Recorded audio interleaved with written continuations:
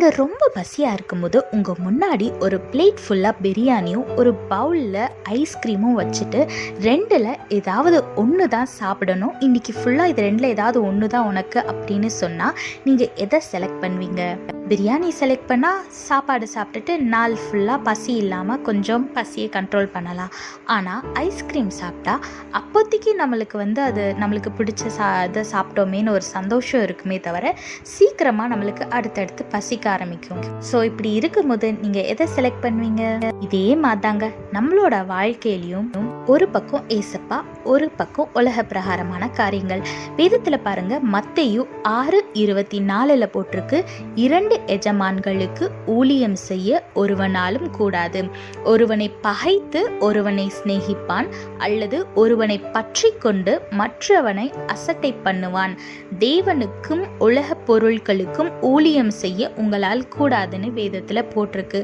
ஆமாங்க, நீங்கள் சண்டே சர்ச்சுக்கு போய் நல்லா வர்ஷிப் பண்ணிட்டு அடுத்த நாள் மண்டே ஆனதும் நீங்கள் பப்புக்கோ பார்ட்டிக்கோ போய் தண்ணி அடிக்கிறதோ இல்லை சிகரெட் அடிக்கிறதோ கரெக்டா? சொல்லுங்க. உங்கள் ஃப்ரெண்ட்ஸை ப்ளீஸ் பண்ணணும், இல்லைனா இருக்கிறது ஒரு லைஃப், இருக்கிற வரைக்கும் என்ஜாய் பண்ணணும் அப்படின்னு நீங்கள் நினச்சிங்கன்னா தேவன் ஒரு நாள் நியாயாதிபதியாக வரும்போது நீங்கள் கைவிடப்பட்டுருவீங்க.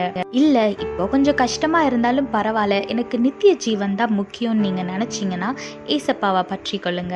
எப்படி ஐஸ்கிரீம் சாப்பிட்டா அப்போதைக்கு ஒரு நிம்மதி இருக்குமே தவிர அதுக்கப்புறம் நம்மளுக்கு பசி எடுக்குமோ, அதே மாதிரி தான் உலக பிரகாரமான பாவத்தில் ஈடுபடும் போது, உலக பிரகாரமான காரியங்களை நம்ம பற்றி கொள்ளும் போது அந்த நிமிஷத்துக்கு வேணா அது நல்லா ஜாலியாக இருக்க மாதிரி இருக்கும். ஆனால் அது உங்களை காப்பாற்றாது. அதனால ஏசப்பாவா உலக பிரகாரமான காரியமான 2 காரியம் உங்க முன்னாடி இருக்கு. ஞானமா தெரிந்து கொள்ளுங்க, ஆசீர்வாதமான வாழ்க்கைய வாழுங்க. கர்த்தர் உங்களோடு கூட இருந்து உங்களை ஆசீர்வதித்து பாதுகாத்து வழி நடத்துவாராக. ஆமென். When you're really hungry and if someone places a plate full of biryani and a bowl of ice cream in front of you and give you a choice, you can either select the biryani or the ice cream. That's it for you for the whole day. What will you choose? If you choose a plate of biryani, you can manage it for a full day. But if you choose the ice cream, you may feel good and full for that time, but when time passes by, you will get very hungry and you cannot manage it for a whole day. Likewise, in our life, you have 2 choices. Either you have to select God or the worldly things. Look what the Bible says in Matthew chapter 6 verse 24. You cannot be the slave of 2 masters. You will like one more than the other, or be more loyal to one than the other. You cannot serve both God and money. Yes, you can either choose God and live a holy life, or you can select the worldly things and follow them. What is your choice?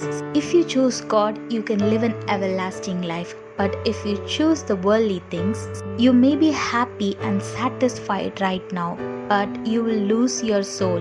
You cannot go to the heaven. The worldly things might seem very tempting for us, but when you ask our God to help you to overcome all those temptations, He will help you to overcome them. So what's your choice? Either is it God or the worldly things? Choose wisely and live a blessed life. God bless you all. Have a blessed day. Amen.